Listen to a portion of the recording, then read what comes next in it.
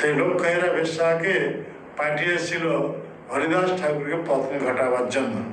কিন্তু লক্ষ্যেরা বেশ্যা 3 রাত্রি প্রয়াস করেও হরিদাসের মন বিচলিত করতে পারেনি। শেষে সে হরিদাস ঠাকুরের চরণে প্রণত হয়ে হরিদাসের চরণে প্রণত হয়ে সে তখন কাকুতি মিনতি করে কাঁদতে থাকেন আর বলতে থাকেন, হে ঠাকুর, এইভাবে রামচন্দ্র খান আমাকে পাঠিয়েছে আপনাকে পতন করার জন্য।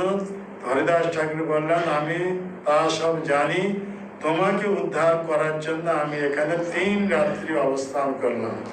যেহেতু তুমি এখন আমার শরণাগত হয়েছ, তাই তোমাকে আমি উপদেশ দিচ্ছি, তুমি এই নাম আশ্রয় করো আর এই কুটিরে অবস্থান করবে।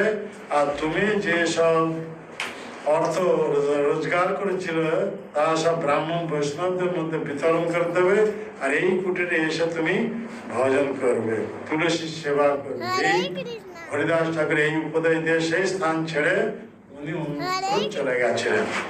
আর লক্ষ্যেরা বেশ্যা পতিতা, সেই বেশ্যা হরিদাস ঠাকুরকে গুরুরূপে বরণ করে তার নির্দেশ অনুসারে এইভাবে প্রতিদিন তুলসী পরিক্রমা, তুলসীতে জল দান, তুলসীকে ভক্তি ভরে প্রণাম, আর হরিদাস ঠাকুর যে হরে কৃষ্ণ মহামন্ত্র কলিযুগে যুগ ধর্ম নামে তাকে দীক্ষিত করেছেন, সেই নাম ওই লক্ষ্যের বেশ্যা উনিও 3 লক্ষ নাম জপ করতে থাকেন প্রতিদিন।